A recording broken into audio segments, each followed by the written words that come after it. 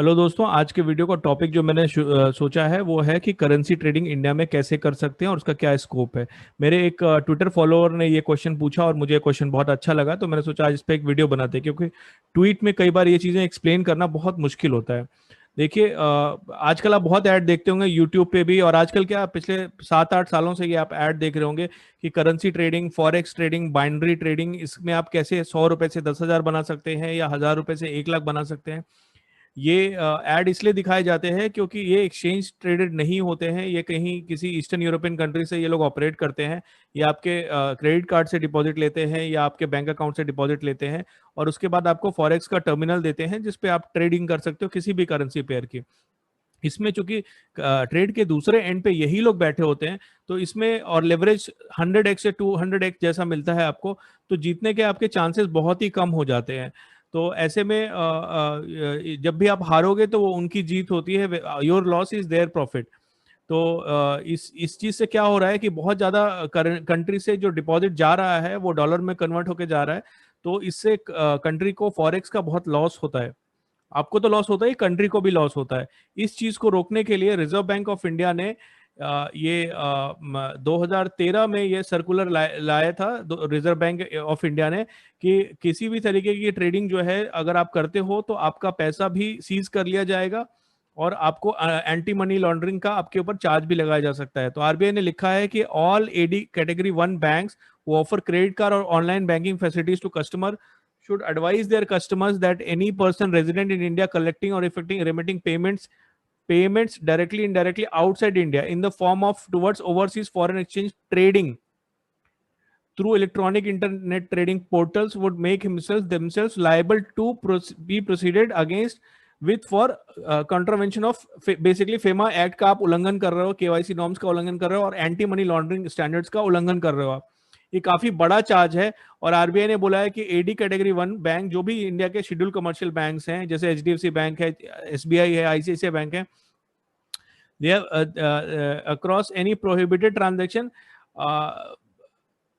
they bank can immediately close your card or the account of defaulting customer, और आपका पैसा भी वो लोग सीज कर सकते हैं। ये पूरा इस सर्कुलर में लिखा हुआ है, आप डिटेल में पढ़ो। ऐसे बाद में 3 सर्कुलर आए थे, तो ये कंप्लीटली इलीगल है, शॉर्ट में अगर आपको बताऊं तो। इस चीज में अवेयरनेस फैलाने के लिए आपको देखोगे तो मिलेगा, नितिन कामत जो जीरोधा के मालिक है उन्होंने भी लिखा है कि ये जो करेंसी ट्रेडिंग होती है, बाइनरी ट्रेडिंग होती है, इसमें बहुत लोग फंसते जा रहे हैं, और ये फिर भी ये रुकने का नाम नहीं ले रहे, क्योंकि लालच होती है। कैसे हम लोग छोटे शहरों में रहते थे तो हर फ्लाईओवर, हर ब्रिज के नीचे एक लॉटरी की दुकान होती थी, और कई स्टेट्स ने उस जमाने में लॉटरी बैन कर रखी थी। जब पुलिस आती थी, डंडे मारती थी, तो सब लोग भाग जाते थे, लेकिन अगले वीकेंड को फिर लोग लॉटरी खेलने आते थे, लॉटरी खरीदते थे और रातों रात अमीर बनने का सपना देखते थे। ये वैसा ही एक लॉटरी की तरह है, कंप्लीटली इलीगल है और आपको कभी भी नहीं करना चाहिए। अब हम आते हैं कि आप क्या कर सकते हो। करेंसी ट्रेडिंग एक एक समझिए कि कमोडिटी और इक्विटी के बीच की चीज है। ये आधे टाइम पे ये एक रेंज में रहता है और आधे टाइम पे ये ट्रेंड करता है। इक्विटी से अलग इसमें यह है, इंडेक्स से अलग है कि जब ये ट्रेंड करता है तो बहुत ही एक्सप्लोसिव ट्रेंड्स आते हैं, बहुत ही प्रिडिक्टेबल ट्रेंड्स आते हैं, और जब ये रेंज में रहता है तो भी आप आराम से प्रिडिक्ट कर सकते हो। तो उसके लिए आपको आरबीआई ने और सेबी ने अलाउ किया हुआ है कि आप यूरो आईएनआर, जीबीपी आईएनआर, येन आईएनआर और डॉलर आईएनआर में आप ट्रेडिंग कर सकते हो। अगर आपको इन चारों करेंसी पेयर्स में ट्रेडिंग करनी है तो आप जीरोधा जैसे किसी भी ब्रोकर, जो भी इंडिया का कोई भी शेड्यूल ब्रोकर है, उस जो आपको एनएससी की सर्विसेज देता है, वो एनएससी करेंसी की भी सर्विसेज मोस्टली देगा, और उसमें आप ट्रेडिंग कर सकते हो।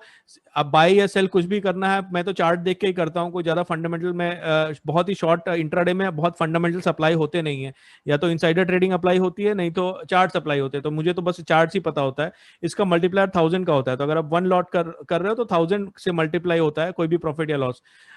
अच्छी बात यह है कि इसमें 1 लॉट करने में आपका मार्जिन बहुत कम ब्लॉक होता है, आपको 2000 से 3000 ही रुपए ही ब्लॉक होते हैं, डिपेंडिंग ऑन द ब्रोकर।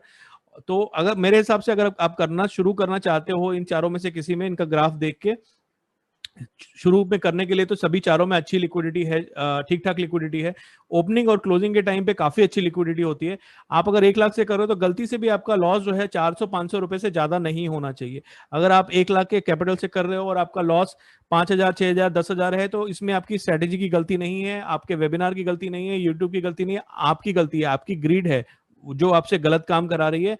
आपको 1% से ज्यादा लूज नहीं करना है। अगर ये एक एक रूल फॉलो कर लिया तो आप ट्रेडिंग में कभी हार के नहीं लौटोगे। आप भले आपको 2-3 साल लग जाए, आप अच्छा पैसा जरूर कमाओगे। और अगर ये रूल वायलेट करोगे तो 2-3 साल के अंदर आप एक ब्लो आउट तो देखोगे। तो इसमें आप अगर फ्यूचर्स में करना है तो ये आप आराम से ज़ीरोधा पे जाके कर सकते हो, या किसी भी दूसरे ब्रोकर पे जाके कर सकते हो। अगर आपको इसकी ऑप्शंस की ट्रेडिंग करनी है तो यूएसडी आईएनआर में वीकली ऑप्शंस अवेलेबल रहते हैं, जस्ट लाइक निफ्टी और बैंक निफ्टी। उसमें आप स्ट्रैडल कर सकते हो, स्ट्रैंगल कर सकते हो, बटरफ्लाई कर सकते हो, सारी स्ट्रेटजीज लगा सकते हो। मैं कैसे काफी ऐसे ऑप्शंस प्लेयर्स को जानता हूं जो सिर्फ करेंसी में ही ट्रेडिंग करते हैं, करेंसी ऑप्शंस में करते हैं और उसमें ऑप्शन सेलिंग में ठीक ठाक पैसा कमा लेते हैं। लेकिन याद रखिएगा दोस्तों, करेंसी ट्रेडिंग में आपके पास सर्किट नहीं होता है, अनलाइक इक्विटीज, क्योंकि ये ओवर द काउंटर मार्केट है, तो कहीं पे भी खुल सकता है। और जियोपॉलिटिकल इवेंट्स होती हैं, कोई वॉर हो जाए, किसी का असैसिनेशन हो जाए, जैसे जापान में सुनामी आई थी, ऐसी कोई कैलामिटी हो जाए, तो ये 1 रुपए 2 रुपए कोई सीमा नहीं है, कहीं पे भी खुल सकता है, क्योंकि ये 24/7 ट्रैक होता है। एनडीएफ में भी ट्रेड होता है, तो रात को भी ये आराम से 2 रुपए 3 रुपए ऊपर जा सकता है। पिछले 20 साल में ऐसी घटनाएं हुई हैं। तो बहुत ही थोड़ा पैसे से शुरू करिए, कंफर्ट लेवल डेवलप करिए, और उसके बाद इसमें अपना देखिए कि आपको क्या समझ में आ रहा है, क्या नहीं आ रहा है। बाकी स्ट्रैडल स्ट्रैंगल जो मैं आपको समझाता रहता हूँ, सिमिलर ट्रिक्स लगती हैं। याद रखिएगा, इसमें स्प्रेड थोड़ा वाइड होता है। जैसे अगर आप एटीएम भी देखेंगे, तो ये तो खैर बहुत नजदीक का हो गया, अगले महीने का, अगले हफ्ते का अगर आपको दिखाऊं, इसमें अगले हफ्ते में ज्यादा लिक्विडिटी नहीं है। तो थोड़ा सा स्प्रेड आपको देखना पड़ेगा कि इसमें काफी ये सब 50 पैसा और 75 पैसा, मतलब आपको जितने का है नहीं उसका आधे के आसपास का तो आपका स्प्रेड है। तो ये अगर आप ज्यादा लॉट्स करते हो तो ये एक बहुत बड़ा स्लिपेज और स्प्रेड बहुत बड़ा एक इशू बनता है। इसलिए बड़े कैपिटल से आप इसमें नहीं कर सकते हो। लेकिन चूंकि पूछा था किसी ने, और अगर आप करना चाहते हो डेफिनेटली शुरू करो। मेरा किसी भी सेगमेंट को आपको शुरू करना है तो मेरा मंत्रा यही रहता है, जो मैंने अपने पिन ट्वीट में आपको बताया हुआ है। Nothing can substitute experience of live trading. आप एक लॉट से शुरू करो, देखो क्या क्या उसमें प्रॉब्लम्स आती हैं, क्या क्या होता है, और धीरे धीरे आप सीखोगे। बड़ा नहीं करना है, लेकिन ये भी नहीं कि सारा सीख लिया, सारी थ्योरी सीख ली, तब ट्रेडिंग करना शुरू करेंगे। ऐसे में तो आप बूढ़े हो जाओगे, जब आपके नाती पोतों को खिलाओगे आप, तब आपकी पहली लॉट होगी।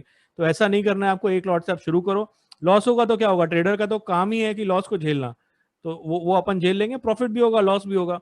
एक चीज ध्यान रहे कि जो आप इसमें फ्यूचर्स में ट्रेडिंग करते हो, तो इसका जो सेटलमेंट होता है, ये मंथ एंड में जो इसका मंथ एंड का जो फिक्सिंग रेट होता है, वो आरबीआई जो पब्लिश करता है महीना खत्म होने के 2 दिन पहले, स्पॉट -2, सॉरी जो मंथ एंड -2 जिसको स्पॉट बोलते हैं, उस दिन इसका जो रेट आता है उस पर होता है। तो बहुत ज्यादा मैनिपुलेट नहीं होता है, क्योंकि ओटीसी में भी ट्रेड होता है, तो वहां पे सारे बैंक्स पार्टिसिपेट करते हैं। अगर आर्बिट्राज की कोई अपॉर्चुनिटी है तो वो भी एलिमिनेट होती रहती है टाइम टू टाइम।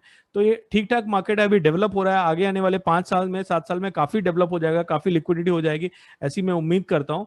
तो ये आपके लिए लीगल भी है एनएससी के थ्रू करना, और सेफ भी है, और इसमें छोटे लॉट से शुरू करो। मैं उम्मीद करता हूँ कि आपको अच्छा प्रॉफिट होगा। Thank you so much for watching the video guys.